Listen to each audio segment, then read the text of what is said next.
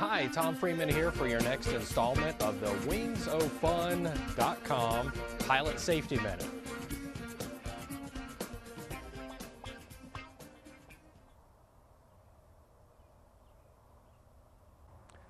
Once again this week we're going to talk about landings and specifically crosswind landings. So an issue comes up as far as technique that you use. Everybody has a little different technique. There's two predominant ones that I'm familiar with. One is a crab to a landing. So we discussed having that wind from the right hand side coming in for landing, and folks you'll roll out on final and you'll have that wind with the aircraft weather vaning into the wind, and you'll maintain that crab angle all the way up to the runway, tracking to the runway, and then when you get into position for landing on very short final or just before your round out to flare, you'll kick the rudder around and land the aircraft.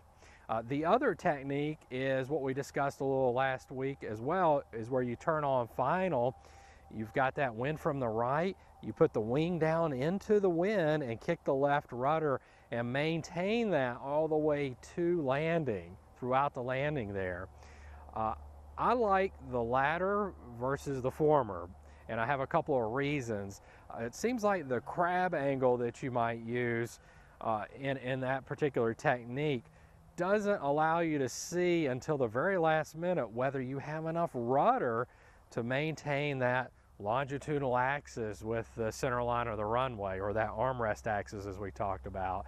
So I think it might set people up for two situations. One is a surprise that, hey, I don't have enough rudder, I need to do a go around, or worse, set you up for an accident to where you kick all the rudder in and you go, well, I'm still not straight, but I want to be on the ground. You land and you could depart the runway and have an accident.